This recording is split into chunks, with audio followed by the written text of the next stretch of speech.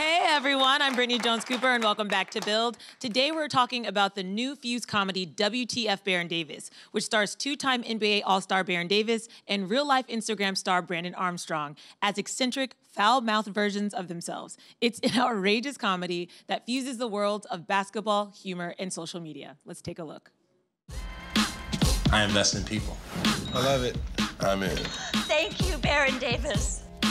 Trying to get my pitch ready for this ball out app I got. I just pitch my idea to you right now. Damn, man, you kind of thirsty, ain't you? That's a hard pass. I'm willing to offer you something. My mentorship, my guidance. Experience is the best teacher. That's one of the lessons. He's my mentor. Business this, business that, leverage this, process that. This is that angry mom's house. Oh, hell no, this is a setup? Nah, I ain't going in there. No, this is some red wedding type shit. Cut out all the bull. Everybody know you lying. We know you lying. You know you lying. Your fat son know you lying. Where's he at anyway? Because that's who I came to apologize to. No, man, they don't even look like no kids live in this house, man. Dog, I went in the fridge. No TV dinners, no frozen food dinners. How the f you have a kid and don't have no frozen food? A fat kid that. This is what I do. I empower people. He's an asshole, man. You're welcome. He's an asshole. Baron told me to tell you hello. Tell that mother Baron Davis. Yeah, you, Baron Davis. You don't like that? And I'm such a good person. Everyone give it up for Baron Davis and Brandon Armstrong. Why don't people like you, man? What's I don't going know, on? you might as well say it too, I guess. Fuck right? you, Baron. Damn. No, okay, first let's talk about the title, WTF Baron Davis. Where did that come from? It basically came out of like my life, right? So it's, me as a, celebrity basketball player, but then at the same time, like you trying to be a normal person, and I'm not like nice all the time, and so that's what the F, came from, was like just like my life and all the like shenanigans and the crazy things that I got going. And what was the process like getting this show off the ground? It wasn't that hard. I connected with B-Dot. We was like, yo, I was like, I want to do something. He was like, I'm game. And we just started sitting down and creating this show. And Full Screen gave us a pilot. And we shot the pilot. And then after that, it was almost like, the pilot was so good, kind of like forced their hand to go and like try to figure out how to make the show. And this guy has such a huge social media following, and NBA celebrity game All-Star MVP, all that. So I think that helped a lot, having him baked into Full Screen already. And for me, it was just like I saw his talent, and this dude is a star, and that's what I wanted to do. Yeah, you called him B-Dot, which is how a lot of your fans know you. What made you want to be a part of this show with Baron, and how did you guys meet? Well, I've always been a fan of Baron.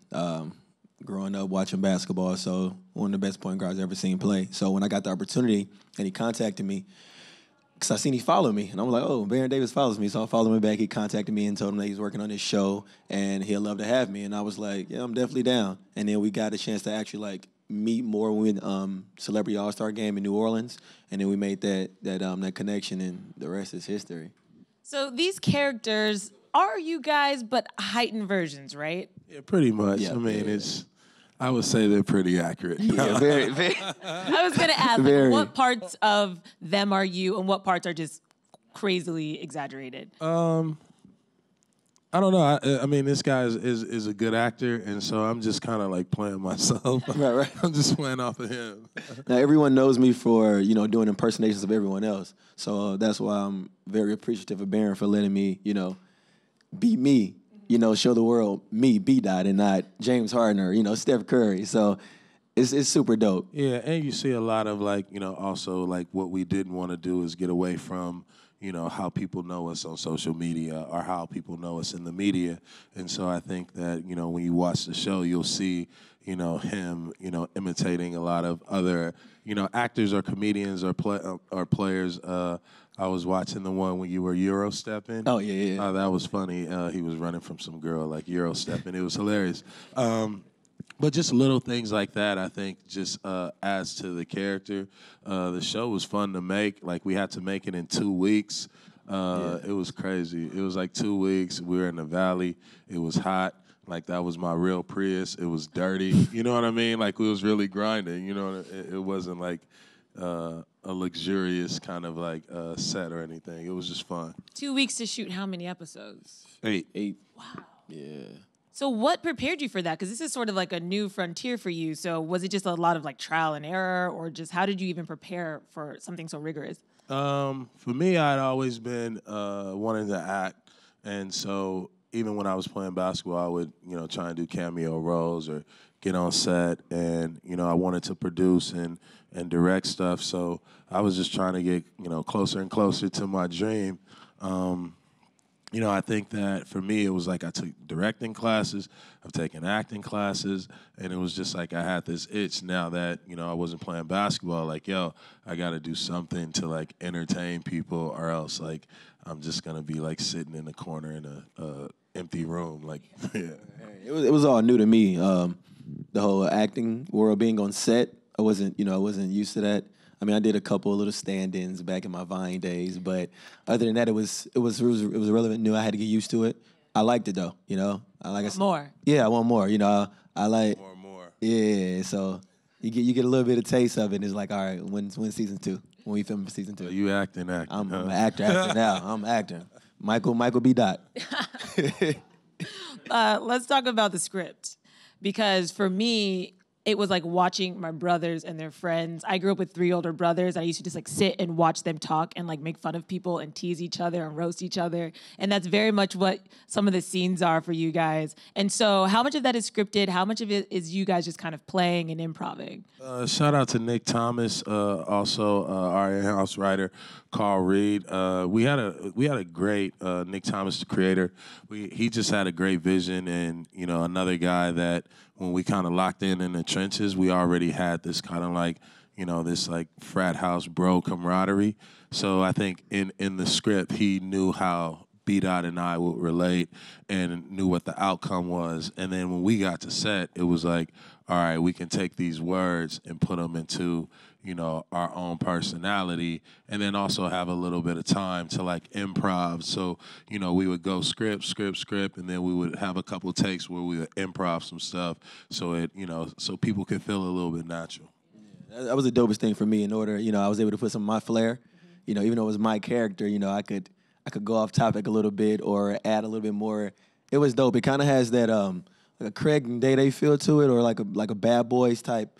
Not related, but still brothers. And I'm like the little one, still trying to figure out, trying to be bigger than my older brother, but still listen to him at the same time. So it's dope. I'm an only child, so I like the relationship, yeah. You could feel that. Again, it felt like watching brothers, Right. or really close friends, just like in these very personal moments. Right. Where like only your best friends can really say certain things to you and you not take it personally. Yeah. It was really funny to watch. And the topics you cover, at least in the pilot, I learned what a trap cone was. Oh, yeah. So you guys are like introducing new vocab. But this stuff is actually real. And I didn't know that. Yeah, we're actually, A lot of research. Yeah, like everything you see on the show, even from the Ball Out app. I mean, the Ball Out cologne. Yeah, this Fragrance, that's all real. That's like a real product, and we try to make it as real as possible. So when people go to research or people go to like see who these people are, it kind of has some stickiness to it. Mm-hmm. So it's like this more reality, right? We're living in this reality, but the scripted, allows us to really get to the end of the story, Yeah, because there was some attention on a food truck, and I have a sketchy uncle who has a food Oh, truck. man. And I was like, how did they know? It just felt like you guys knew this guy in real life. Absolutely, it was my cousin. For real. My real cousin did that. Cousin Walker, exactly. No, like for real. that. My real cousin did that to me. So, a lot of these situations, some of them are like, what are we doing? Like troping, like what is it called? Trolling? Some like social instances that happen, and then some of them are like from real life situations, which makes it funny. Like you just have to find like that common thread to where people like could understand it, right? And then the people who don't understand it, like at least they understand like the camaraderie and where we're trying to get to. Is there a line that you won't cross or things that you don't want to go to? Maybe you don't want to get too political or too, like, what is sort of the vibe that you want to just create with the show? We just try to just keep it natural and organic. You know, like you said, it reminds you of your brothers, you know, so we don't want to, you know, do too much or try to go overboard or try to make it too funny or, you know, or too scripted. It's just really just us, like you said, being ourselves. It's from real life situations and, yeah, we just make it funny. Yeah, it's entertaining. Like, it's just the things that, you know, you go on your phone, you start scrolling on socials, you know, you're on Facebook and all that, and you're laughing, right? And you don't know why you're laughing. It's just like, oh, that dude's silly. That dude's silly. Or the experiences that we try to create are experiences that are like so grounded, right, that they feel like they're real, right? Even in the game show, the one where we did the game night, and when he had to go pitch to Lamar Morris' character, which is Preacher Carl, like, you know, people have sat in front of a pastor before and trying to get financing for a business, and also there are underground kind of like esports, like gaming rings. So we tried to, you know, kind of, you know, contrast like two different situations, but keep it as grounded as possible. What is your relationship like with social media? Obviously, a huge part of your life. You've been able to build a name out of it. What is your relationship, both of you, and like how will that play into the show? I think it's exactly like how our lives are. He cares, I don't. That's exactly it. It's exactly what he said. Like, I'm very passionate, and I'm really like trying to tell him something. I'm trying to show him that, hey, take me serious, Baron. Just take me serious. And it's that's the thing. You just have to watch it. It's like I'm just like, Baron, I'm trying to show you this how serious I am. It's just I'm more than social media. I'm more than an NBA impersonator, you know. And so it's crazy how it kind of turned into real life, because that's what I'm doing now, showing the world that, look, guys, Baron gave me this opportunity. I'm more than this, yeah. Yeah, it's funny because like the whole show is based on, you know, social media and digital media and how, you know, someone like B-Dot has an opportunity to launch a brand, whereas someone like myself who, you know, I know what social media is, but I always kind of like never really give it its proper pedestal, and in the show it's a lot of back and forth until, you know, we finally figure out what the ending is. I don't want to give away the ending. You guys also have some pretty cool guest stars. You mentioned Lamar Morris. Also, I hear Flavor Flav is going to make. Flavor Flav is, yeah. Can you tell me a little bit about this storyline of Flavor Flav at all? Because I've always, for me, he's a very interesting, curious character, and I know it's going to be probably outrageous. Yeah, he's a very interesting and curious character. Yeah, he plays. Flavor Flav plays himself, just with a different name. So it's. Yeah, it's Flavor. That was my first time ever getting it right. He's a dad. We'll give that away. Like, yeah. Flavor Flav plays somebody's father, right? On the show. I just like the way you said that. That alone was funny. I was like, yeah, that's hilarious. The best thing, I would say the best thing about Flavor Flav, because you got to think like we're all, you know, we all grew up watching Flavor Flav. So we're the biggest Flavor Flav fans. We're playing his music before he comes to set. And, you know, I myself grew up on Flavor Flav. And he comes to set and he's like, yo, this is the craziest thing ever. BD, you're my guy. And so we're like, yo, Flav, this is dope. Everybody was kind of geeking out. You know, we were behind schedule. You know, we was just chopping it up with Flav. And then as soon as we started the first take, he walked in. We was like, action. He walked in, you know, and I think he got caught in the moment. Remember that? We were on the couch. Yeah. He was like, saying his lines, and then he was like, yo, BD. So I was like, no, Flav. Like, no, we got to stay in the scene. You know what I mean? And he was like, yo, I can't believe it. Like, this is incredible, man. Like, thanks for having me. He did that like mid-scene. Like 8 or 12 times. And every time, like, you know, it's Flavor Flav. You're like, yo, Flav, yeah. Like, but we already spent the hour like kicking it, you know, but his energy was just so contagious. It took us a while to get there, but Flavor Flav was like the best dude that we had on set. We're on a schedule and we're paying for this. Yeah, Let's get done. Yeah, it was funny. We had some hiccups too. We had some people like literally like walk off the set. we had an actress like I don't know what she thought. Like how she, she was getting paid. She was getting paid, yeah. It wasn't like a lot of money, but the accommodations. There were no trailer. You know, like you use the bathroom in the house. You can sit on the cooler. And she was like, no. Like I'm a seasoned actress. I got to get up out of here. Listen, we shot And this it was in 2 really weeks. hot too. Yeah, I mean, it was, we tried to accommodate her, but she was like, I'm cool. Like, she was like, what's your resume? What have you done? What have you done? And we were like, nothing. She was like, oh, peace. Oh, man, that was a very interesting moment. I mean, we shot it in 2 weeks, so, I mean, it's going to be some frustration. We're trying to put it all in one, but it turned out great. It turned out to this, so. Well, Baron, like the character Baron, you have a lot of different projects going on in real life. I remember your Black Santa game every year, which I think is awesome. I know that you've done some, NBA analyst work. What other things are you working on in 2019 that we're going to see? This year, 2019, is all about production. So, we've been developing a lot of shows and, some films, and we've identified a lot of great filmmakers, directors, and writers. And so this year is all about production and making stuff. So I have a project that I'm working on that's like a He Got Game meets Boys in the Hood. So we'll be working on that this year. And then a few more of these smaller kind of short form kind of comedy shows and docuseries. And will you be in front of the camera in all of these, or do you also love being behind the camera? I love being behind the camera. I think, for me, it's just like picking each project to manage my time, so just figuring out which one is the best one and then like trying to put myself in that one. And B-Dot, obviously you have a very robust social community, but I saw that you also love to play ball, and last year you were playing in Australia, so any more developments on that front? Are you still wanting to play? Like, where are you at with that? Yeah, I mean, of course, the competitive side with me will never leave. I actually just got a call yesterday about the Australia thing, so I don't know. I'm the type of guy to go with the flow. I'm in the moment right now. This is what's happening right now. I really don't look towards the future. So I just try to take advantage of this moment. So I just want to create and be innovative this year. Just take it to the next level. What's the dream scenario, though? The dream scenario, I just want to be the biggest entertainer in the world. And when I say entertainer, I don't want to just be on a movie screen. I can entertain on the basketball court.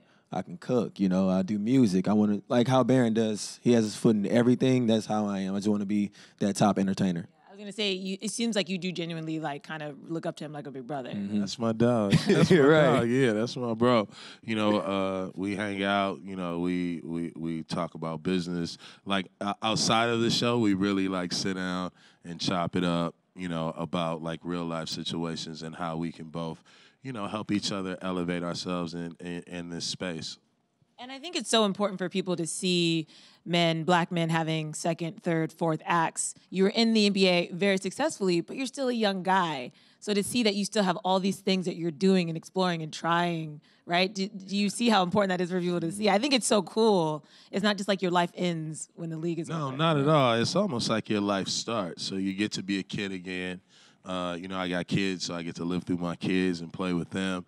But, you've afforded yourself a nice financial retirement. So it's just important to, like, pick two things that you like to do and pick one thing that you haven't done before that's challenging. And so those hobbies hopefully those hobbies will turn into a passion, which will turn into something that, you want to work and, or go to work every day doing. I like that 2-in-1. Yeah. Everybody can do that. Anybody. Yeah. Baron Davis mentorship 101. That's what I'm saying. Yeah, that's in the book, I know we have some fans of yours in the audience, so let's go to them really quick for some questions. Who do we have first? Let's go to the guy that's sleeping. No, I'm joking. I'm just a comedian, dude. No, I'm joking. Hey, Byron, I've been a big fan of yours. Thank you. I wanted to ask you, what do you think is the future of Big Three basketball? I think the league is only going to grow because more guys are going to retire and still want to play. And I think the summertime is a great time for basketball and a great time for basketball and entertainment. And they grow year to year to year. Yeah, they getting players. Yeah. They just dropped the age limit down to 28. Oh, yeah? So if I don't go to Australia, then nice. I might as well. Right. Why not? Why not? There you go. Next question. Being from the town, I know some crazy stuff goes down. So can you tell us something funny from your time when you were in Oakland? My time in Oakland, I think Man, a lot of stuff. I remember I had to push like one of those push remote cars, a Benz, and I left my key in the house, but I was able to like get from San Francisco to Oakland. And once I realized I didn't have my key, I knew I couldn't stop, but I had to get off the off-ramp, and I stopped. Literally, I was late for the game, and I was on the off-ramp, and the car had shut off. So you have all these like Warrior fans coming by like, yo, you want to ride? You want to ride to the game? You want to ride to the game? I'm like, nah, dude, I just want my key. You know, and it, you know what I'm talking about, and the arena is like in walking distance. So I just kind of sat on the off ramp and waited for one of my teammates to pick me up and take me to the game. But you made a lot of fans' days. They got to see you. Yeah, and like, you know, people walking by, like driving by, popping their collar, like, you know, like thought I was ghost riding a whip. I was like, nah, dude, I'm trying to get to the game. And one last question. Hey, what's up, Baron? Yo, so today's NBA is more emphasized on like the spacing, and then zone defenses are like almost obsolete. How do you think if you were playing in your prime today would compare as like when you're playing in the past? Oh man, I would have enjoyed that. 40, 35 a game. Yeah. That would have been fun. I think, you know, I would say I was a little bit ahead of my time as far as like, you know, with my skill set and my talent. And this would have been the generation where I probably would have been in the prime of my career, where, you know, my talent matched, you know, like the era that was happening.